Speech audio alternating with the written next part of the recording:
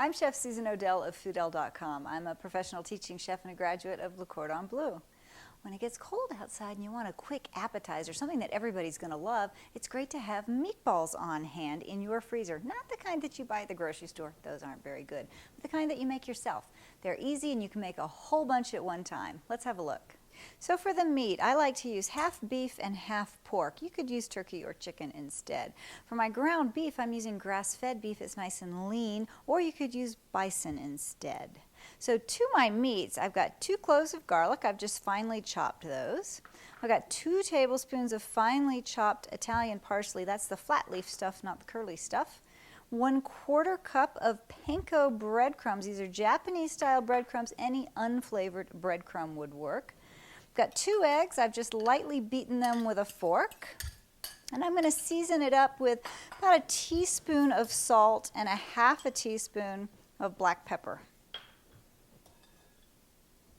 Now the best way to incorporate all of these ingredients is with your own 2 little hands. Just get your fingers in there and really get them dirty. This is kind of fun. It brings you in touch with your food. But truly, it's the best way to incorporate all of those great seasonings with the meat. So just squeeze it and mix it up really, really well. Once all of your ingredients are really well incorporated, just cover the bowl and put it in the refrigerator for half an hour to an hour to get everything really cold. And don't forget to wash your hands. Once your meat is nicely chilled, it's time to form the meatballs. It's time to get our hands dirty again. First of all, I like to wet them just a little bit. It prevents the meat from sticking to your hands.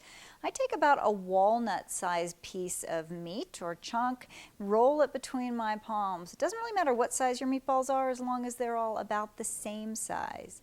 Put it in your flour and roll it around. You want it to be nicely coated with the flour, but you don't want a lot of excess on there, so just toss it around and get off the excess flour and place it on your baking tray.